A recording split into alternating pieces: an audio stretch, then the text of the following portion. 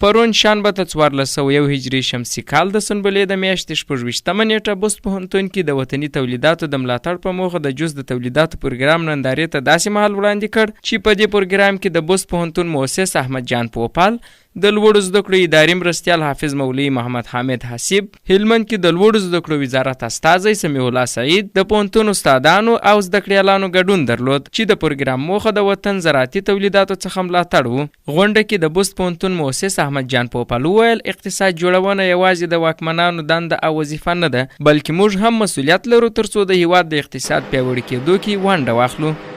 د اقتصاد جوړونه یوازې د یو د هیواد د واکمنانو دنده وظیفه نه ده، بلکې په دې کې موږ مسؤلیت لرو چې د هیواد د غړو په حیث باندې د ځوانانو په حیث باندې د اقتصاد په پیاوړي کېدو کې په برخه کې خپله ونډه واخلو. د غونډې پر مهال د لوړو زده کړو وزارت اداري مرستیال حافظ مولوي محمد حامد حسیب وویل که د داسې پروګرامونو موقعیت ځوانانو ته برابر سي او پانګوالو ته دا زمینه سازي وسي چې هر څوک د خپلې سرمایې په اندازه سرمایه گذاري وکړي، افغانستان به د نړۍ هیڅ ډول مرستو ته اړتیا ونه لري. او که موقع و ځوانانو ته مساعده سي او تجارانو ته دا زمینه برابر سي چې هر یو د هغه خپل سطحي په اندازه، هر یو د خپل سرمایې په اندازه سرمایه کاری وکړي، افغانستان به نور د دنیا هیڅ نوع کومک ته ضرورت ونه لري.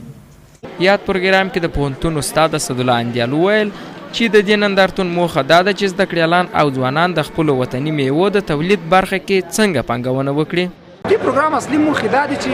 له یوې خوا محصلین وکولای شي په دغه برخه کې کاروبار یا پانګونه زده کړي چې د خپلو وطني میوو د تولید په برخه کې څنګه پانګونه وکړي، دا هم ګټه کوي. د دې غونډې په لړ کې هغه ځوانان چې د دې نندارتون برخوال وه سکون راډیو سره د خبرو پر مهال وویل چې د داسې پروګرامونو او نندارتونونو جوړول خورا اړین دي او غوښتنه یې وکړه چې باید داسې پروګرامونه زیات سي ترڅو ځوانان چې د ټولنې د ملا تیر بلل کیږي په ډیرو مسایلو پوه او په راتلونکي کې د ټولنې د خدمت جوګه وګرځي. موږ چیرې خپل په هیواد کې خپل د وطني تولیداتو څخه ګټه واخلو او استفاده وکړو، نو دا زموږ لپاره ډیر ګټور دی په دې خاطر چې موږ د دې څخه عملي کارونه زده کولی سو. هلمند چې یو زراعتي ولایت دی او ډیری خلک یې په کرنه او مالدارۍ بوخت دي، پکښې د وطني تولیداتو په نوم د نندارتون جوړول یوه ښه هڅه ده. دا چې د داسې نندارتونونو جوړول به د وطني تولیداتو د پیر او پلور په برخه کې څومره اغېزناک ثابت سي، هغه پوښتنه ده چې وخت به یې ځواب کړي. محمد اسماعیل وفا، سکون راډیو.